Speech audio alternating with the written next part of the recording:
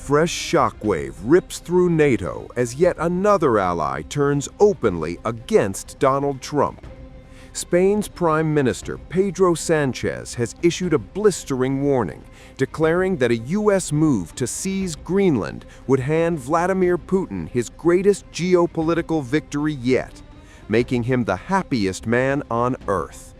Sánchez warned that any American military action against Denmark's vast Arctic territory would shatter NATO from within, destroy Allied unity, and hand Moscow a propaganda triumph. In a newspaper interview published Sunday, Sánchez said any American military action against Greenland, which is an autonomous Danish territory, would damage NATO and legitimize Russia's invasion of Ukraine. If the United States were to use force, Sánchez warned, while adding it would be the death knell for NATO, and Vladimir Putin would be the happiest man in the world.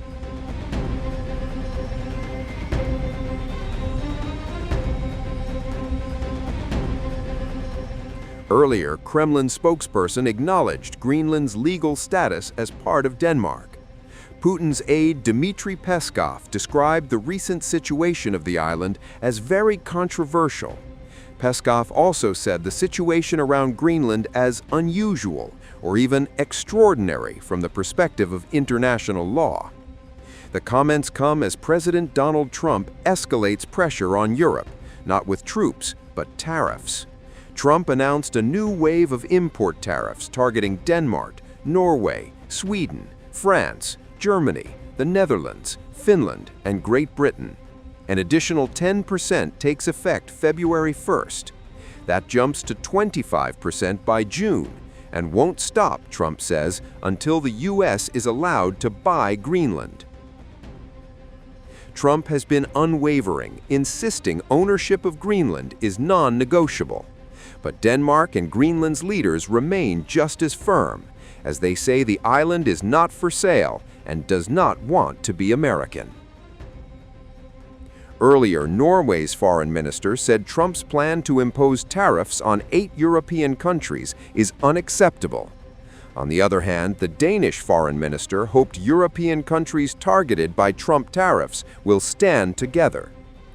I mean, we have been asking since the very beginning of this to have a constructive dialogue with our American ally and friends, free from social media and headlines and strong words. And we opened that dialogue last week. We will not give up on that. I mean, I have an agreement with the American Vice President.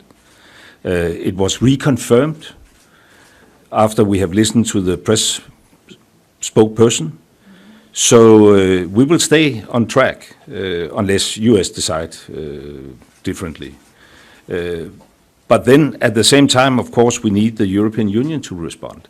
I will not develop that response at this press conference. There is close consultation going on among our European friends. I foresee that there will be, also a meeting among foreign ministers, and we will also continue close consultations with those European countries who are not members of the European Union but still integrated in the single market, and even more importantly, a member of NATO, because this is not only about the European Union, it's basically about, the NATO alliance. The very essence of NATO is to protect the sovereign integrity and territorial integrity of its member states. So that's what it's all about, and that is again rooted in the collective right of self-defense in the UN Charter, which is deeply committed. And I want to reiterate what also Lars has said, that we have two messages that we share with all the countries we mentioned in this, not only the 8, but with all, I would say, all the European countries and Canada, is that on the one hand, we stand with the Kingdom of Denmark in defense of its sovereignty. But we're also ready to do more together with America and with all our allies in the Arctic, and that's exactly why we are stepping up our presence in Greenland, because if there are security concerns, we can meet them jointly, both bilaterally, Denmark and the US, but also as a NATO alliance.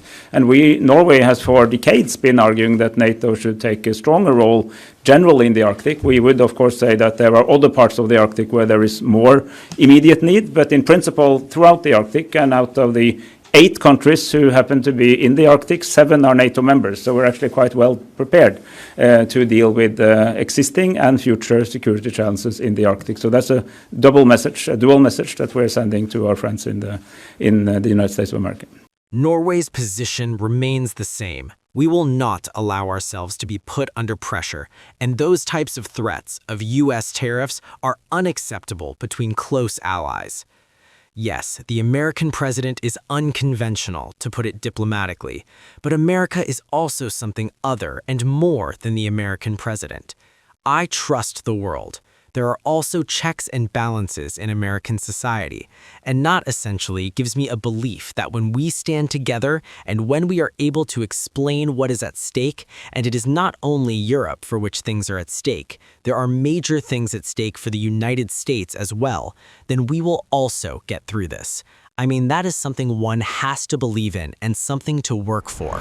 Tensions rise across the Atlantic. European leaders warned the stakes go far beyond territory. They could redefine NATO itself and reshape the global balance of power.